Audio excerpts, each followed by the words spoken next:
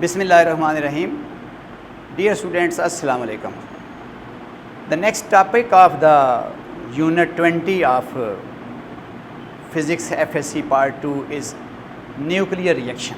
बच्चों, जिस तरह से केमिस्ट्री में केमिकल रिएक्शन आप पढ़ कर आए हैं कि किसी भी केमिकल चेंज को केमिकल रिएक्शन कहते हैं और केमिकल रिएक्शन में इलेक्ट्रॉन्स रोल प्ले करते हैं, लेकिन चूँकि हर एटम के सेंटर पे न्यूक्लियस होता है और अगर न्यूक्लियस के अंदर किसी किस्म की चेंज आ जाए, चाहे न्यूक्लियस की कंपोजिशन चेंज हो या न्यूक्लियस की एनर्जी में चेंज आए, तो हम क्या बोलते हैं कि न्यूक्लियर रिएक्शन हुआ है. So let us watch here a nuclear representation. Suppose this is the nucleus of the atom of particular element whose charge number is Z, mass number is A. तो अगर इस न्यूक्लियस का charge number change हो जाता है या mass number change हो जाता है या चार्ज और मास चेंज नहीं होते, सिर्फ इस न्यूक्लियस की एनर्जी की स्टेट में चेंज आती है, तो हम क्या बोलते हैं कि न्यूक्लियर रिएक्शन हुआ है. तो न्यूक्लियर रिएक्शन का मतलब है any change in the nucleus, any change in the composition और energy of nucleus is known as nuclear reaction. तो डेफिनेशन बच्चों, any change in the composition और energy of the nucleus, that is known as nuclear reaction. अब basically बच्चों, nuclear reaction दो तरह के हैं. Number one, spontaneous nuclear reaction, और number two, that is induced nuclear reaction. अब बच्चों, spontaneous nuclear reaction is the nuclear reaction in which the composition or energy of nucleus is changed by itself. जैसा कि natural radioactivity में हमने पढ़ा है, the element whose atomic number is greater than 82 are naturally unstable. These nuclei emit some sort of nuclear radiation and are transformed into the nuclei of the other elements. Phenomena was named as radioactivity, and these nuclear reactions are called spontaneous nuclear reaction. तो spontaneous nuclear reaction का मतलब बच्चों ये है कि वो reactions जो self हों, जो खुद ब खुद हों, जैसा कि रेडियोएक्टिविटी में हम बोलते हैं self disintegration of the nuclei of the atom of element having atomic number greater than 82 are known as spontaneous nuclear reaction या नेचुरल रेडियोएक्टिविटी. तो number one, spontaneous nuclear reaction, और इसकी एग्जांपल मैंने आपको बच्चों बताया है नेचुरल रेडियोएक्टिविटी. एक एग्जांपल अगर मैं आपको दूं तो आपको बताया था बच्चों कि जो यूरेनियम है 92, यूरेनियम 238, ये स्पॉन्टेनियसली अल्फ़ा मिशन करता है, अल्फ़ा मिशन. और जब अल्फ़ा मिशन होती है तो एटॉमिक नंबर में 2 यूनिट की डिक्रीज़, मास नंबर में 4 यूनिट की डिक्रीज़ आ जाती है, तो it is transform into the nucleus of new element which is named as thorium, जिसका charge number 90, mass number 234, and here is the alpha particle plus disintegration energy, जो कि आपको बताया था इस पर्टिकुलर रिएक्शन में ये एनर्जी 4.27 मेगा इलेक्ट्रॉन वोल्ट है. अब इस न्यूक्लियस की कंपोजिशन चेंज हो गई है, ये न्यूक्लियस डिसइंटीग्रेट कर गया है into the nucleus of another element along with the mission of alpha particle and along with some release of energy. तो ऐसे रिएक्शन जिनको करने के लिए किसी किस्म की एनर्जी की रिक्वायरमेंट नहीं है बल्कि एनर्जी रिलीज़ होती है, रिएक्शन खुद ब खुद होते हैं, ऐसे न्यूक्लियर रिएक्शंस को हम स्पॉन्टेनियस न्यूक्लियर रिएक्शन कहते हैं. और जो स्पॉन्टेनियस न्यूक्लियर रिएक्शन हैं उनकी एग्जांपल क्या है, नेचुरल रेडियोएक्टिविटी है, जिसकी मैंने एक पर्टिकुलर एग्जांपल दे दी है कि ये न्यूक्लियस इसमें ट्रांसफॉर्म हुआ है बाय इटसेल्फ. तो इस तरह के न्यूक्लियर रिएक्शन को स्पॉन्टेनियस न्यूक्लियर रिएक्शन बोलते हैं.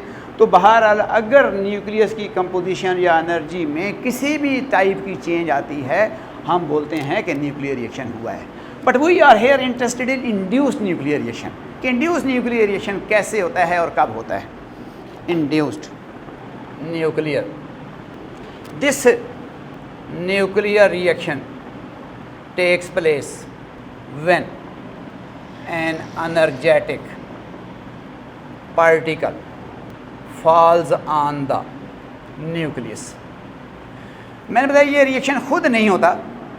Induced nuclear reaction takes place when an energetic particle fall on the nucleus। यानी एक तो नेचुरली अनस्टेबल न्यूक्लियाई हैं, वो खुद बहुत डिसइंटीग्रेट करते हैं, जैसा कि हमने स्पॉन्टेनियस न्यूक्लियर रिएक्शन की एग्जांपल में बताया बच्चों। दूसरी बात हम कह रहे हैं कि ये वो न्यूक्लियस है जो खुद ब खुद न्यूक्लियर रिएक्शन नहीं करता। तो इसमें अगर न्यूक्लियर रिएक्शन करना है तो हमें क्या करना पड़ेगा, इसके ऊपर कोई एनर्जेटिक पार्टिकल फॉल कराना पड़ेगा। उस एनर्जेटिक पार्टिकल को इंसिडेंट पार्टिकल कहते हैं, प्रोजेक्टाइल भी कहते हैं। और जिस न्यूक्लियस की कंपोजिशन या एनर्जी चेंज करनी है उसको हम टारगेट न्यूक्लियस का नाम देते हैं। The incident particle is called projectile and the nucleus on which it falls is named as target। यानी जो पार्टिकल न्यूक्लियस की अंदर चेंज लाने के लिए यूज़ करेंगे, जो फॉल कराएंगे, उसको प्रोजेक्टाइल बोलते हैं। और जिस न्यूक्लियस की कंपोजिशन या एनर्जी में चेंज लानी मकसूद है उसको टारगेट या टारगेट न्यूक्लियस का नाम देते हैं। अब कौन से पार्टिकल न्यूक्लियस के अंदर चेंज लाने के लिए हम मोस्टली यूज़ करते हैं?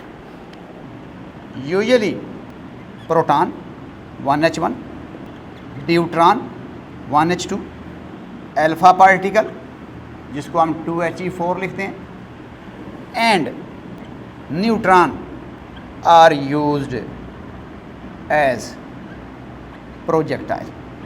आमतौर पर किसी भी न्यूक्लियस को तोड़ने के लिए, किसी भी न्यूक्लियस में चेंज लाने के लिए, उसकी कंपोजिशन एनर्जी में चेंज लाने के लिए या न्यूक्लियर रिएक्शन इंड्यूस्ड करने के लिए हम या तो प्रोटॉन बम्बार्ड करते हैं उस न्यूक्लियस पे, या न्यूट्रॉन, या अल्फा पार्टिकल, या न्यूट्रॉन। अब या का मतलब क्या है बच्चों, ज़हन में रख लें कि इस न्यूक्लियस को हर इंसिडेंट पार्टिकल के साथ तोड़ना या न्यूक्लियर रिएक्शन करना या इसमें चेंज लाना इक्वली प्रोबेबल नहीं है।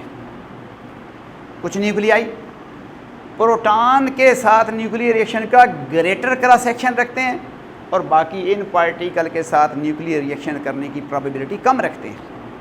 कुछ न्यूक्लियाई ड्यूटेरियम के साथ न्यूक्लियर रिएक्शन की प्रोबेबिलिटी ज़्यादा रखते हैं, बाकी इंसिडेंट पार्टिकल के साथ न्यूक्लियर रिएक्शन के होने की प्रोबेबिलिटी कम है। लेकिन ये ज़हन में रख लें कि ये पॉजिटिव चार्ज है, ये पॉजिटिव चार्ज है, ये पॉजिटिव चार्ज है, और जिस न्यूक्लियस में चेंज लानी है वो भी पॉजिटिवली चार्ज है। The most effective projectile is neutron because it does not suffer any reflection of the target nucleus. कि अगर इधर से प्रोटॉन या न्यूट्रॉन या अल्फा पार्टिकल आ रहा है इस न्यूक्लियस को तोड़ने के लिए तो ये उनको रिपेल करेगा और वो उतनी इफेक्टिवली इसके साथ इंटरेक्ट नहीं करेंगे जितनी इफेक्टिवली न्यूट्रॉन इंटरेक्ट करेगा। This is neutral particle.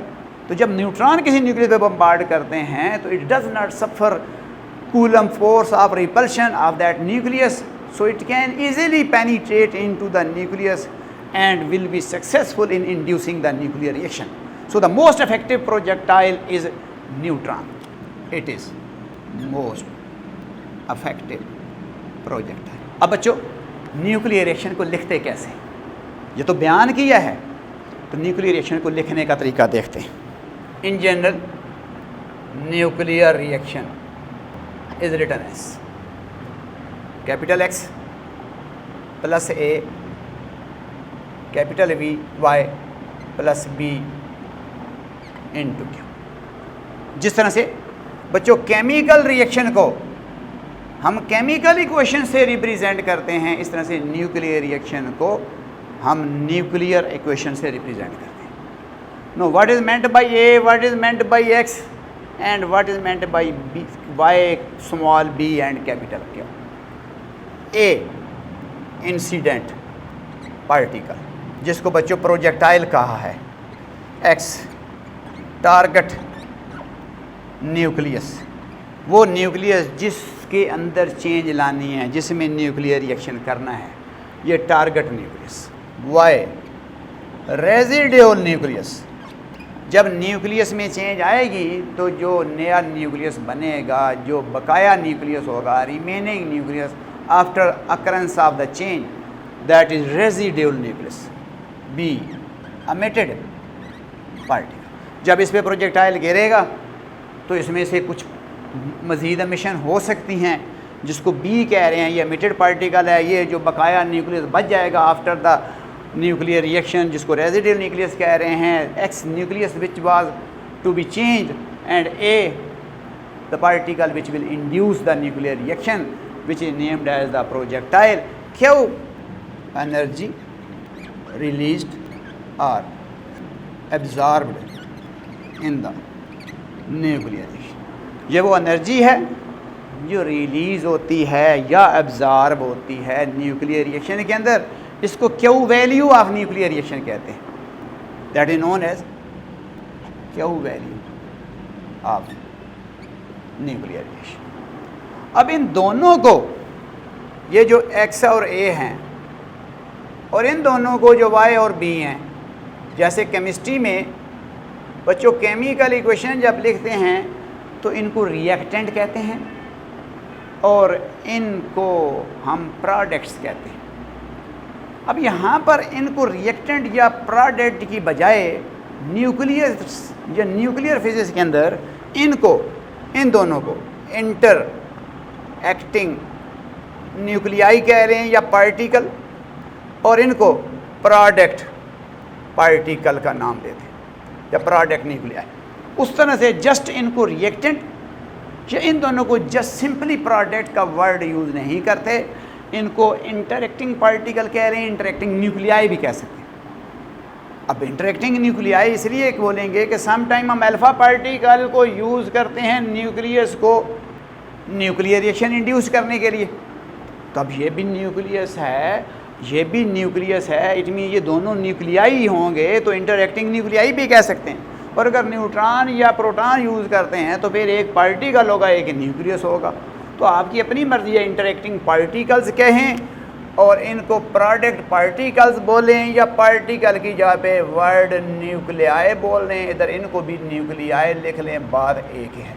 तो इन जनरल किसी भी न्यूक्लियर रिएक्शन को लिखने का तरीका क्या है कि इंटरेक्टिंग न्यूक्लियाई एक साइड पे लिखेंगे, प्रोडक्ट न्यूक्लियाई दूसरी साइड पे लिखेंगे, along with some amount of energy which is either released or required in the nuclear reaction, and this is the way to express the induced nuclear reaction.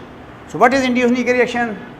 The nuclear reaction which take place when an energetic particle is allowed to fall on the nucleus. That energetic particle is named as incident particle, named as projectile, and the nucleus in which we want to induce the nuclear reaction, that is known as target nucleus. And after the nuclear reaction, some sort of particle may be emitted which are known as emitted particle, and the remaining nucleus is named as the residual nucleus.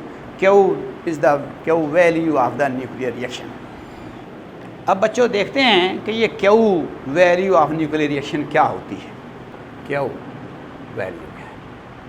Q energy of nuclear reaction is called its Q value। जैसा कि बच्चों chemical reaction में enthalpy को energy बोलते हैं, nuclear reaction में जो energy है that is named as its Q value. अब ये कैलकुलेट कैसे करते हैं, ये किस चीज़ की इक्वल होती है, बात समझेंगे। तो Q value of nuclear reaction क्या है, इसकी definition Q equal to sum of rest mass energies of interacting nuclei minus sum of rest mass energies of product nuclei। Understand करें, इन दोनों की रेस्ट मास एनर्जी के सम में से इन दोनों की रेस्ट मास एनर्जी का सम सब्ट्रैक्ट कर दें तो the energy which will obtained here that is known as Q value of nuclear reaction. और अगर मैं इसको मैथमेटिकल लिखूं, Q equal M X into C square M A into C square minus M Y into C square M B into C square. बच्चों आपको बताया है कि एनर्जी मास इंटरकन्वर्टेबल है। Mass is highly concentrated form of energy. अगर इसकी rest मास M x है तो सी स्क्वायर से मल्टीप्लाई करेंगे तो इस टारगेट न्यूक्लियस की रेस्ट मास एनर्जी आ जाएगी। This is the rest mass energy of target nucleus, this is the rest mass energy of incident particle, this is the rest mass energy of residual nucleus, this is the rest mass energy of emitted particle. तो अगर हम target और incident particle की rest मास energies के सम में से हम residual nucleus और एमिटेड पार्टिकल की रेस्ट मास एनर्जी का सम माइनस कर दें तो हमारे पास जो डिफरेंस आएगा उस डिफरेंस को Q value of nuclear reaction बोलेंगे। अब डिफरेंस पॉजिटिव भी हो सकता है, डिफरेंस नेगेटिव भी हो सकता है। अब पॉजिटिव कब होगा? जब ये वैल्यू ज़्यादा होगी, वो कम होगी तो डिफरेंस पॉजिटिव आएगा। जब इनकी रेस्ट मास एनर्जी का सम इनकी रेस्ट मास एनर्जी से ज़्यादा होगा तो डिफरेंस पॉजिटिव आएगा। हम बोलेंगे कि ये एक्सोथर्मिक न्यूक्लियर रिएक्शन है। और अगर ये वैल्यू ज़्यादा है, ये कम है, तो क्यू का साइन माइनस आएगा। इनकी मास कम है, इनकी मास ज़्यादा है, तो इसका मतलब रिएक्शन कराने के लिए एनर्जी रिक्वायर्ड होगी। उसको एंडोथर्मिक न्यूक्लियर रिएक्शन बोलते हैं। तो एक्सोथर्मिक क्या है और एंडोथर्मिक क्या है? Exothermic nuclear Q greater than zero, endothermic nuclear reaction Q less than zero. Q greater than zero का मतलब क्या है? That mean Q positive. Less than zero का मतलब क्या है? Q negative. तो अगर इनकी मास ज़्यादा है, इनकी कम है, तो समझो कुछ मास एनर्जी में कन्वर्ट हुई है, एनर्जी रिलीज हुई है, और बोलेंगे ये एक्सोथर्मिक रिएक्शन। और इधर मास कम है, इधर ज़्यादा है, तो वो ज़्यादा मास कहाँ से आई है? भाई कुछ एनर्जी दी है तो मास में कन्वर्ट हुई है। तो इसका मतलब है कि अगर इधर मास कम है, इधर ज़्यादा है, तो एनर्जी देनी पड़ती है। और अगर इधर मास ज़्यादा है, इधर कम है, तो फिर ये एनर्जी रिलीज़ होती है। तो इसका मतलब है ये एनर्जी रिक्वायर्ड भी हो सकती है, एनर्जी रिलीज़ भी हो सकती है। अगर एनर्जी रिलीज़ हो रही है तो ये एक्सोथर्मिक न्यूक्लियर रिएक्शन है, अगर एनर्जी रिक्वायर्ड है तो ये एंडोथर्मिक न्यूक्लियर रिएक्शन। हम इस इक्वेशन को in term of kinetic energy भी लिख सकते हैं। अब अगर हम अंडरस्टैंड करें, इस पूरे रिएक्शन की एनर्जी कंजर्वेशन अप्लाई करें, तो इन दोनों की टोटल एनर्जी उन दोनों की टोटल एनर्जी के बराबर होनी चाहिए। कैसे? According to energy mass conservation, total energy of interacting nuclei must be equal to total energy of product nuclei. होना तो ये चाहिए कि इधर टोटल एनर्जी और उधर टोटल एनर्जी बराबर होनी चाहिए। एनर्जी कंजर्वेशन तो ये कहती है। तो अब टोटल एनर्जी में क्या क्या है? भाई टोटल एनर्जी में इसकी रेस्ट मास एनर्जी भी है, काइनेटिक एनर्जी भी है, इसकी रेस्ट मास एनर्जी है, काइनेटिक भी है। इस तरह से इसकी रेस्ट मास एनर्जी और काइनेटिक, इसकी रेस्ट मास एनर्जी और काइनेटिक, इसके अलावा तो कोई और टाइप की एनर्जी नहीं है। तो हम बोल रहे हैं कि total energy of interacting nuclei equal to total energy of product nuclei. अब इक्वेशन क्या बनेगी? M X into C square plus K X. K X का मतलब है एक्स की रेस्ट मास एनर्जी और एक्स की kinetic energy, plus M A into C square plus incident particle की kinetic energy equal to M Y into C square, यानी Y की rest mass energy plus Y की kinetic energy है तो फिर K Y, plus इसकी rest mass energy M B C square plus B की kinetic energy. Energy conservation लिख दी है। अब अगर एनर्जी कंजर्वेशन के हिसाब से इक्वेशन को रेस्ट मास एनर्जी एक तरफ करें, काइनेटिक एनर्जी दूसरी साइड पे करें, तो हमारे पास इधर आ जाएगा M X C square M A C square minus ये वाली टर्म और ये वाली टर्म इधर आकर माइनस होगी, ब्रैकेट में लिखा तो ये M Y C square M B C square और उधर kinetic energy of Y minus kinetic energy of Y plus kinetic energy of B minus इधर से काइनेटिक एनर्जी ऑफ एक्स और काइनेटिक एनर्जी ऑफ ए। अब understand करें, इसको देखें ज़रा इस इक्वेशन में कि इनकी रेस्ट मास एनर्जियों में से इनकी माइनस करें तो that is Q value of nuclear. तो ये सारी जो लिखी है ये तो क्यू वैल्यू है, क्यू इक्वल टू के वाई के बी माइनस के एक्स के ए। अंडरस्टैंड, हमने कहा इनकी रेस्ट मास एनर्जी में से इनकी रेस्ट मास एनर्जी माइनस करें that is Q value of nuclear. This is the simplest way. लेकिन अगर हम इनकी काइनेटिक एनर्जी निकाल लें और उसमें से इनकी काइनेटिक एनर्जी माइनस कर दें तो फिर भी क्यू वैल्यू ऑफ न्यूक्लियरेशन। अब अंडरस्टैंड करें, हमने कहा कि क्यू कब पॉजिटिव होगा, जब इनकी रेस्ट मास एनर्जी ज़्यादा होगी इनकी कम होगी। अब जाहिर है अगर इनकी कम है तो इनकी एनर्जी किधर है, वो फिर काइनेटिक फॉर्म में है। इसमें फिर काइनेटिक इनकी ज़्यादा है इनकी कम है, तो क्यू वैल्यू पॉजिटिव कब होगा, जब इनकी रेस्ट मास एनर्जी ज़्यादा होगी इनकी कम होगी, डिफरेंस लेंगे क्यू पॉजिटिव है। या इनकी काइनेटिक ज़्यादा होगी इनकी कम होगी तो फिर डिफरेंस लेंगे तो पॉजिटिव आएगा।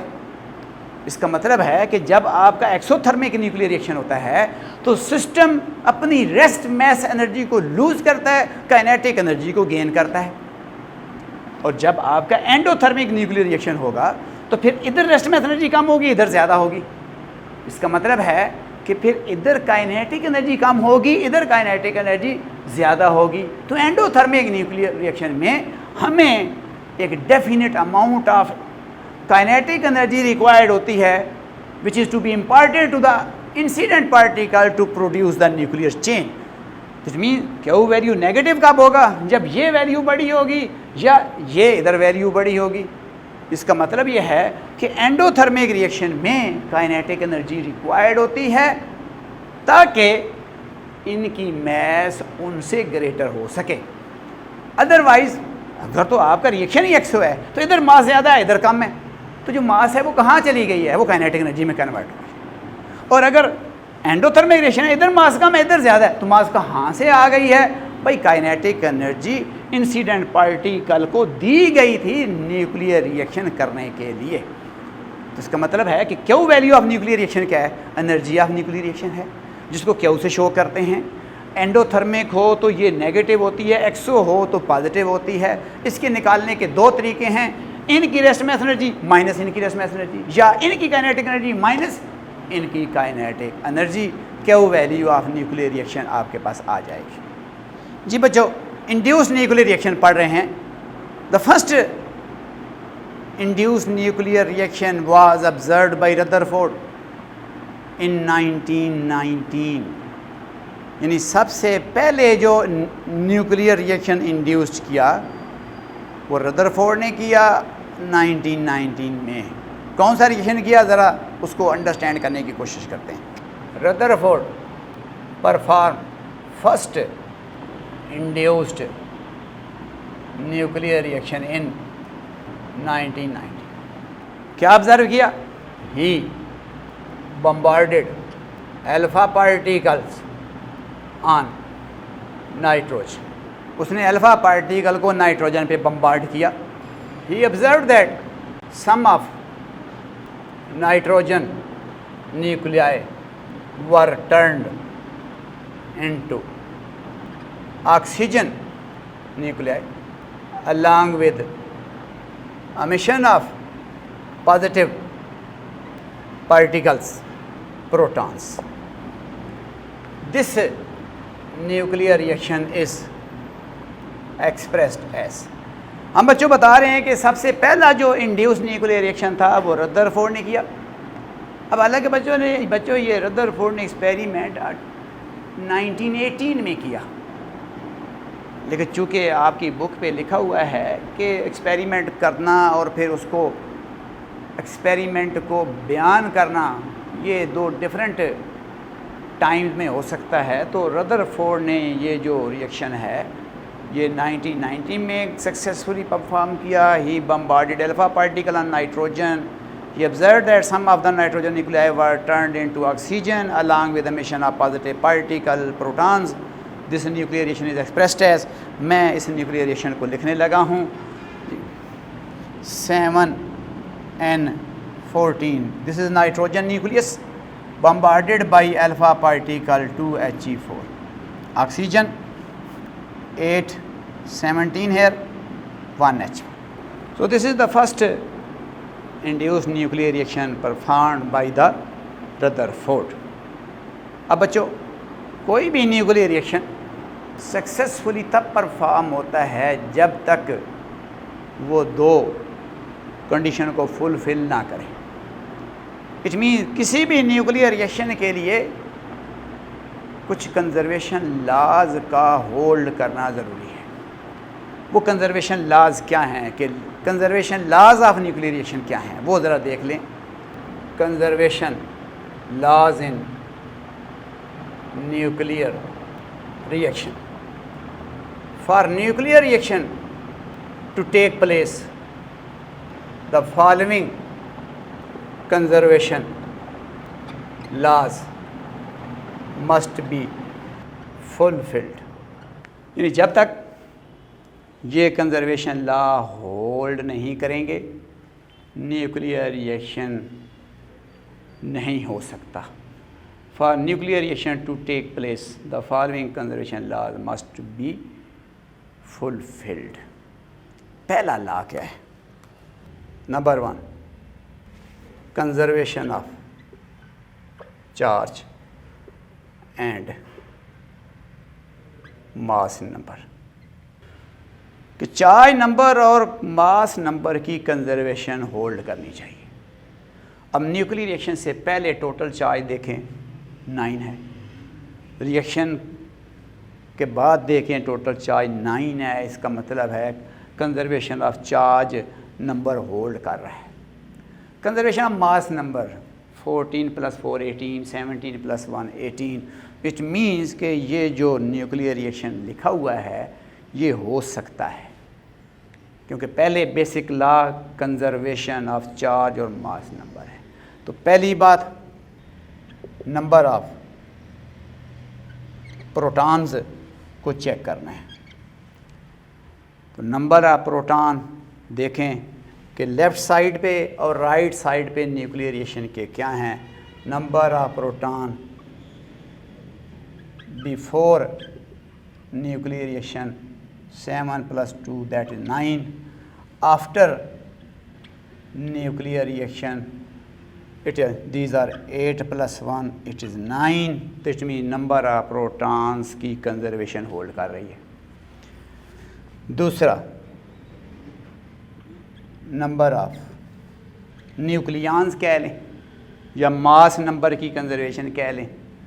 तो बिफोर न्यूक्लियर रिएक्शन तो 14 + 4 18, after nuclear reaction 17 + 1 it is 18।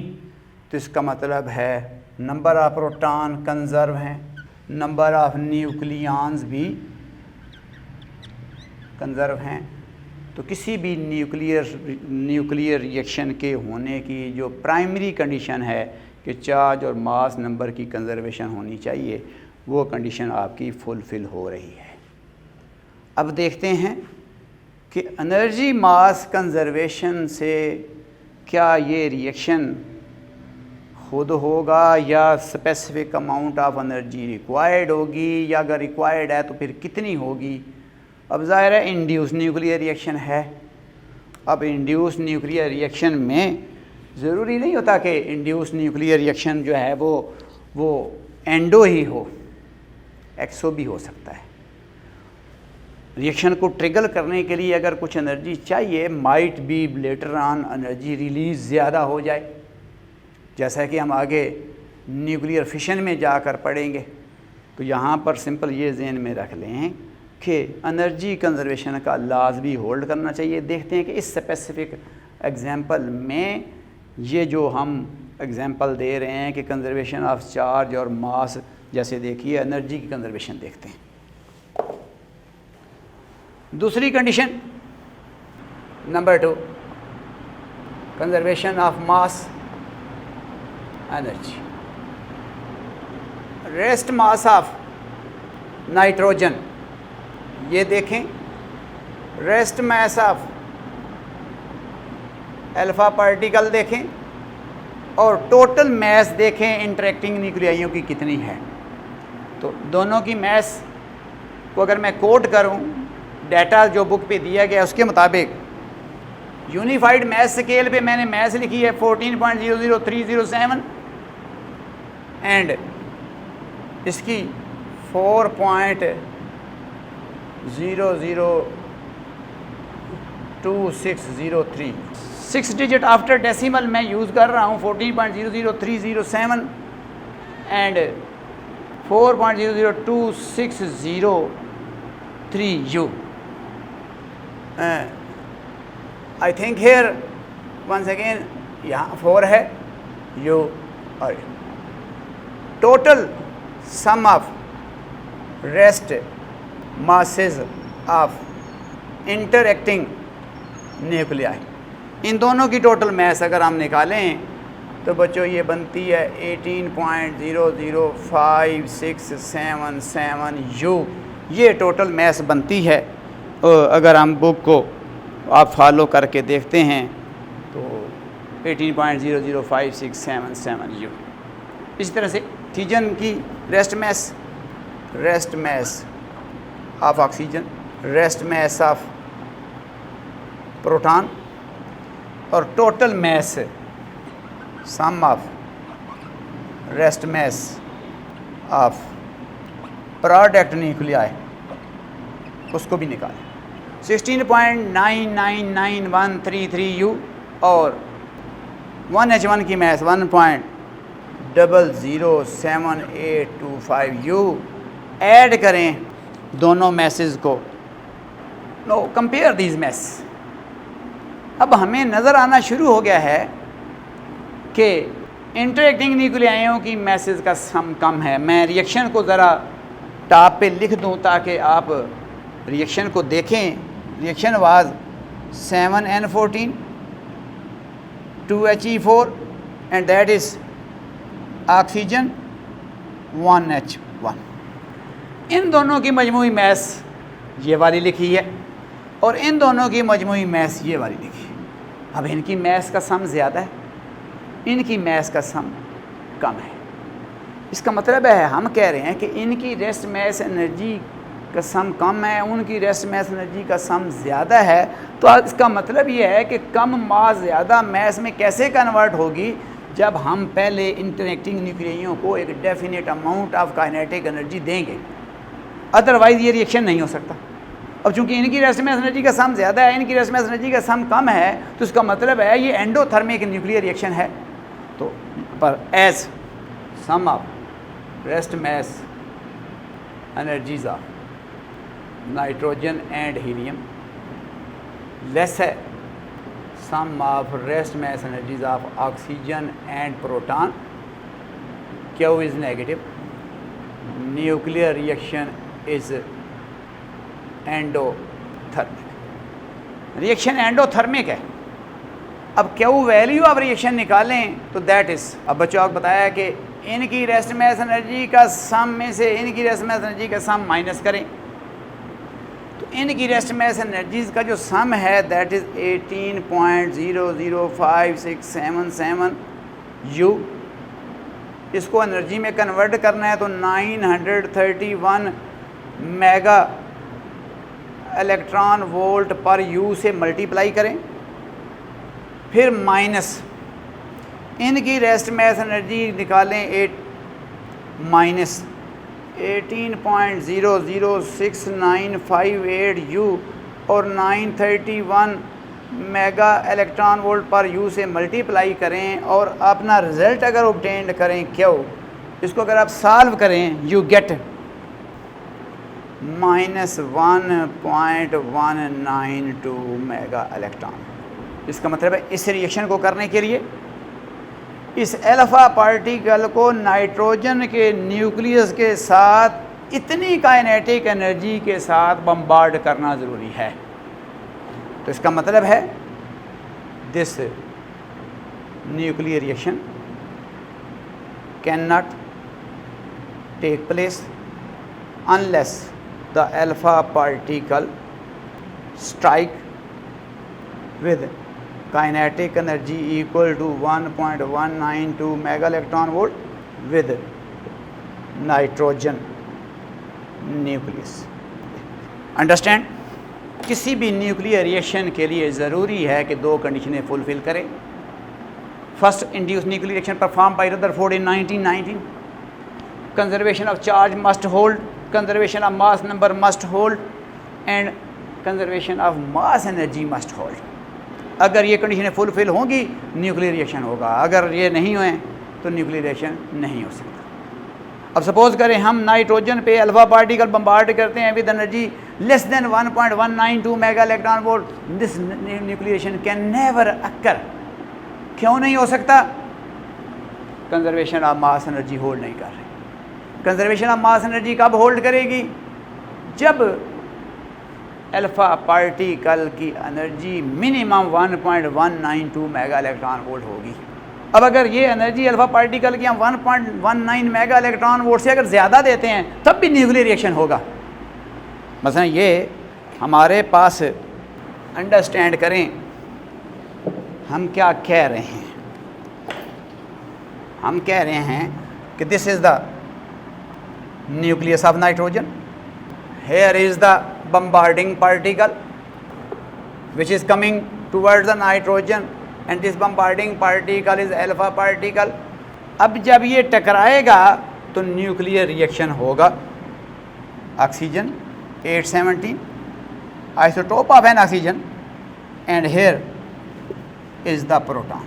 पहली बात हम कह रहे हैं कि अगर इस अल्फा पार्टिकल की काइनेटिक एनर्जी लेस है 1.192 मेगा इलेक्ट्रॉन वोल्ट से तो ये रिएक्शन नहीं हो सकता। अगर इसकी एनर्जी 1.19 मेगा इलेक्ट्रॉन वोल्ट के बराबर है तो ये न्यूक्लियर रिएक्शन होगा, लेकिन इसकी भी काइनेटिक एनर्जी ज़ीरो होगी, इसकी भी काइनेटिक एनर्जी ज़ीरो होगी। इन दोनों की सिर्फ रेस्ट मैस एनर्जीज होंगी। यहाँ पर इसकी रेस्ट मैस एनर्जी है, उसकी रेस्ट मैस एनर्जी है, प्लस काइनेटिक एनर्जी है। इन दोनों की रेस्ट मैस एनर्जी ज़ीरो होंगी अगर हम अल्फा पार्टिकल को बम्बार्ड करते हैं विद एनर्जी 1.192 मेगा इलेक्ट्रॉन। और अगर हम अल्फा पार्टिकल को kinetic energy 1.192 mega electron volt से ज़्यादा देते हैं and allowed to fall on the nitrogen nucleus, reaction फिर भी होगा। अब जो एनर्जी 1.192 मेगा इलेक्ट्रॉन वोल्ट से अबव होगी, जिसको मैं एक्सेस एनर्जी कह रहा हूँ, वो फिर इनकी काइनेटिक एनर्जी होगी। अब चूँकि ये हैवियर न्यूक्लियस है जिसको हम रेजिडुअल न्यूक्लियस कह रहे हैं, तो most of the energy is carried by the 1h1। तो जितना डिफरेंस है एनर्जी का वो मोस्टली इसके पास ही होगा। अब बच्चों ये रिएक्शन तो मटेरियल के अंदर होते हैं, कोई एक सिंगल न्यूक्लियस तो नहीं लिया जाता। ये तो एक पर्टिकुलर इवेंट दिखा रहे हैं आपको। हम कह रहे हैं कि अगर सपोज करते हैं कि ये जो एनर्जी है काइनेटिक एनर्जी, ये दैट इज सपोज करें that is 2.192 mega electron volt suppose कर रहे हैं। अब इसका मतलब 1.192 mega electron volt energy nuclear reaction के कराने के लिए रिक्वायर्ड है। तो जो एक्सेस एनर्जी है that is 1 mega electron volt, वो इसकी और इसकी काइनेटिक एनर्जी है। और चूँकि ये हैवियर न्यूक्लियस है, इसकी काइनेटिक एनर्जी नेग्लिजिबल है, तो वो जो 1 mega electron volt extra energy it is totally carried out by 1h1, वो टोटली इस प्रोटॉन के पास होगी। तब ये conservation of mass energy hold करेगा। इसका मतलब किसी भी इंड्यूस न्यूक्लियर रिएक्शन के लिए दो चीज़ों का होना ज़रूरी है कि चार्ज की कंजर्वेशन हो, मास की कंजर्वेशन हो before and after the nuclear reaction, और कंजर्वेशन ऑफ मास एनर्जी। मैं जो पहली कंजर्वेशन बोल रहा हूँ चार्ज नंबर और मास नंबर बोल रहा हूँ, मैं न्यूक्लियाइयों की मैसेज का सम नहीं कह रहा। वो तो दूसरी कंडीशन में है कि sum of rest mass energies of these two and sum of rest mass energies of these two, या total energies of these two and total energy of these two must be equal, तब reaction होगा, otherwise reaction नहीं हो सकता।